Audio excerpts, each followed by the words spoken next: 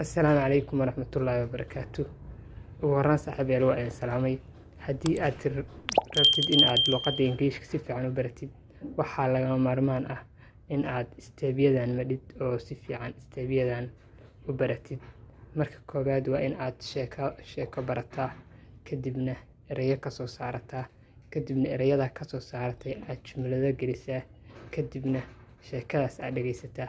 Haddii aad afartaa isteeb si toos ah u samaysid oo aad si joogto ah u wadid, Ingiriiska wax weyn ayaa iska beddelaya, luqadaaduna way kuu fududaanaysaa. Marka haddii aanu bilowno casharka koowaad oo sidan ku saabsan, casharro noocan oo badan haddii aad u baahataan oo aad soo codsataan waa sii wadi doonaa, balse casharka koowaad ee idinku fahansiinayo qaabka waa casharkan. Haddii aanu bilowno, xasan waxa uu sugayay baskii si uu u aado shaqada.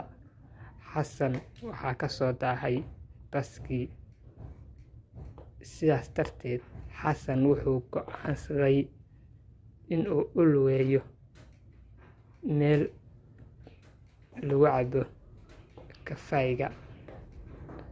laakiin xasan ma uusan cabin kafeey ee waxa uu cabay shaah. Intaa kadib isaga oo meesha jooga waxaa yimid baskii.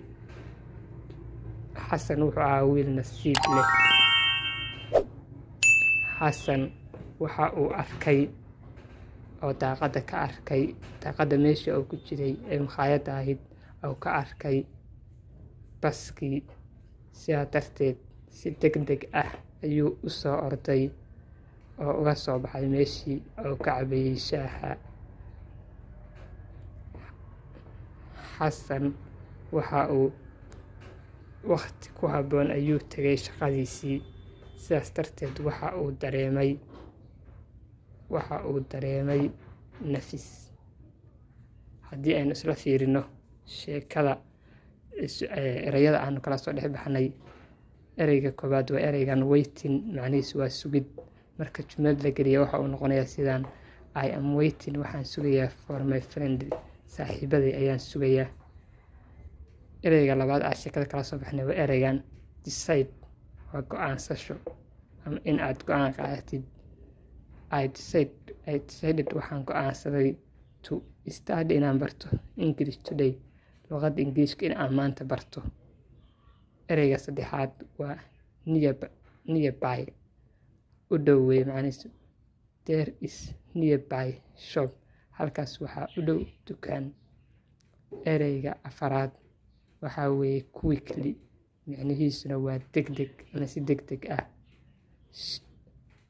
Haddii aanu jumlad gelino, she finished, waxa ay dhammaysay her work quickly, shaqadeedii ayay dhammaysay si degdeg ah. Ereyga shanaad oo u dambeeya waa ereyga relieved, oo ah wuu nafisay. Markii jumlad la geliyo, I felt relieved, nafis ayaan dareemay after the exam, markii iga dhammaaday imtixaankii aan galayay. Intaas weeye casharkeena maanta saaxiibayaal. Muuqaalka like saara, channelkana subscribe garaysta. mahadsanidin. Ma danaynaysaa daawade barashada tensiska luqadda Ingiriiska? Haddii ay jawaabtaadu haa tahay, xarunta Karaama Knowledge waxa ay ku haysaa buug aad ku baranaysa dhammaan 12 tensis ee luqadda Ingiriiska. Sidoo kale xaruntu waxay ku haysaa buugga barashada irregular verbska luqadda Ingiriiska. Haddaba haddii aad daawada danaynayso, ka soo dalbo xarunta Karaama Knowledge. Buugga waxaad ku helaysaa si PDF ah. Sidoo kale xaruntu waxa ay diyaarinaysaa buugaag kale oo isugu jira luqad iyo cilmiyo kale. Haddaba si aad uga faa'iidaysatid daawade, ka mid noqo macaamiisheena cusub. Wixii faahfaahin waxaad kala xiriiri kartaa lambarka shaashada kaaga muuqda.